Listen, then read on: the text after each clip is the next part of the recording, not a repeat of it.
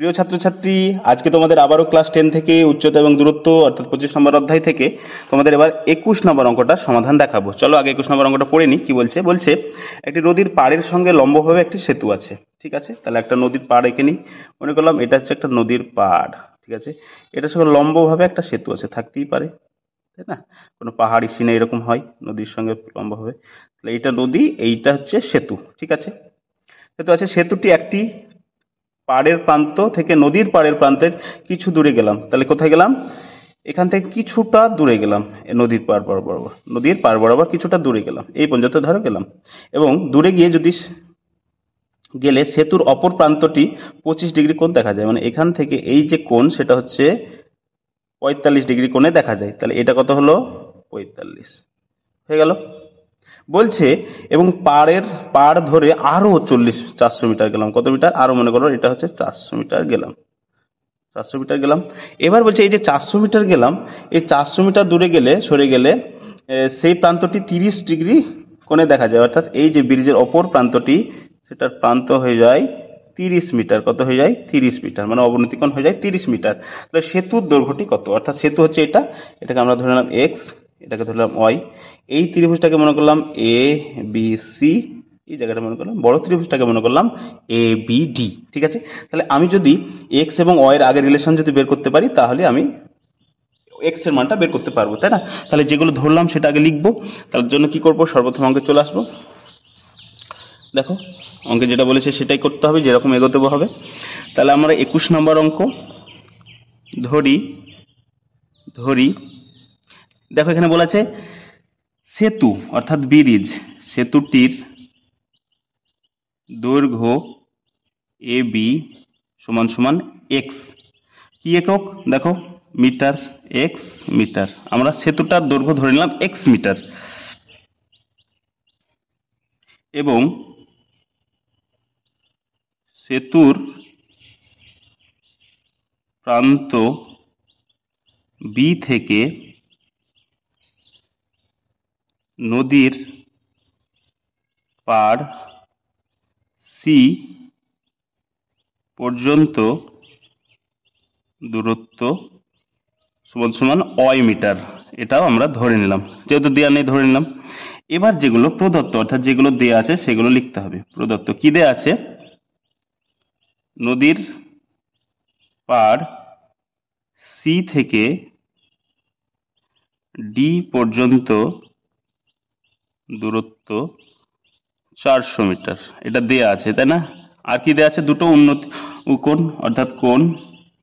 দেখো A C B সমান সমান কত দেয়া আছে? 45 ডিগ্রি।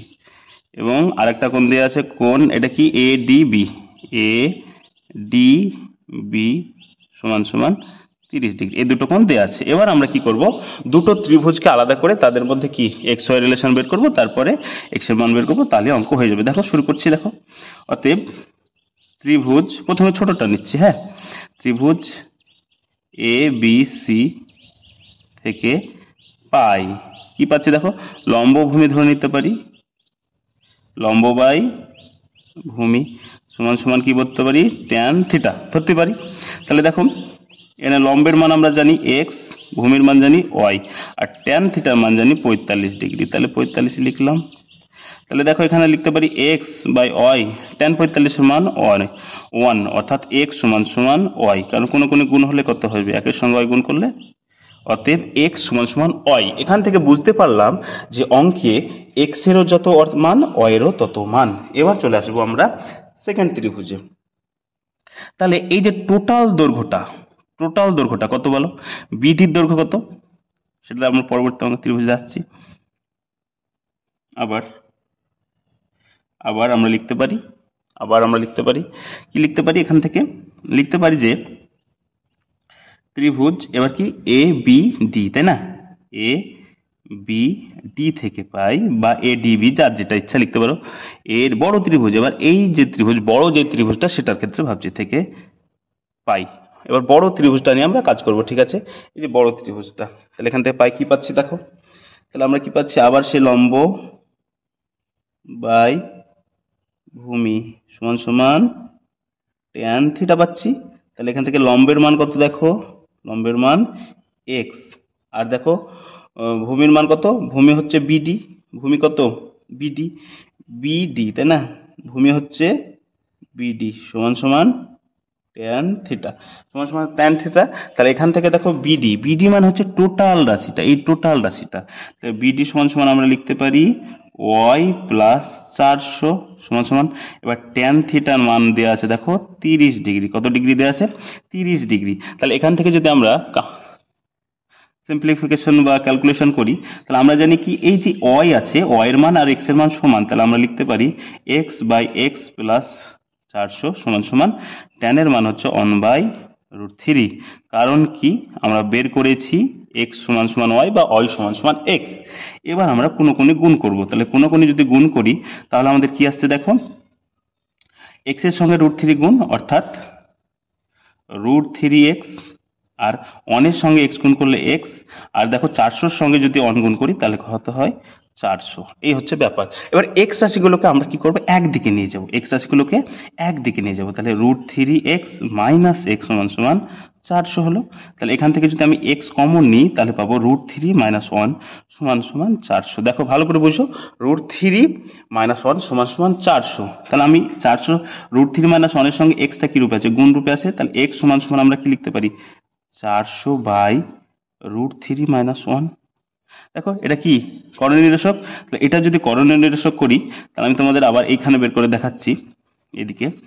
তাহলে আমি লিখতে পারি, এখানে দেখাচ্ছি কি এক্স সমান সমান লিখতে পারি, উপরে থাকলো 400 আর নিচে থাকলো √3 মাইনাস 1। করণীয় নিরসক মানে হচ্ছে সেম জিনিস প্লাস মাইনাসে নিতে হবে, তাহলে যেহেতু প্লাস নিলাম ওপরেও √3 প্লাস 1 নিতে হবে।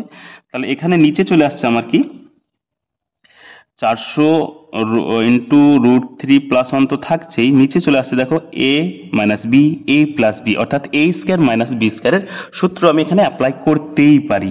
তাহলে করলে আমি কি লিখতে পারি √3 তার স্কয়ার মাইনাস 1 তার স্কয়ার মাইনাস 1 তার স্কয়ার। তাহলে উপরে পেলাম 400 ইন্টু √3 প্লাস 1 আর নিচে পেলাম 3 মাইনাস 1, অর্থাৎ 400 থাকলো, √3 প্লাস 1 তো থাকলোই, নিচে চলে গেল 2 দিয়ে যদি কাটি তাহলে আসে 200। তাহলে আমি পেলাম 200 √3 প্লাস 1। তাহলে ব্যাপারটা হচ্ছে আমার এক্স এর যে দৈর্ঘ্য অর্থাৎ সেতুর যে দৈর্ঘ্য সেটা হলো 200 ইন্টু √3 প্লাস 1। আমাকে জানতে চেয়েছে সেতুর দৈর্ঘ্য কত, অর্থাৎ সেতুর দৈর্ঘ্য 200 √3 প্লাস 1 মিটার। এটা হয়ে গেল সেতুর দৈর্ঘ্য।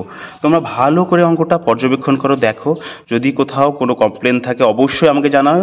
আর এটা তোমাদের 21 নম্বর অঙ্কটা সমাধান করে দেখালাম। খুব শীঘ্রই দেখা হবে নতুন কোনো অঙ্ক নিয়ে, ততক্ষণ তোমরা ভালো থাকবে। আর চ্যানেলের ভিডিওগুলো যদি ভালো লাগে অবশ্যই চ্যানেলটি সাবস্ক্রাইব করতে ভুলবে না, আর বন্ধুদের মাঝে বেশি বেশি শেয়ার করবে যেন সবাই দেখে উপকৃত হয়।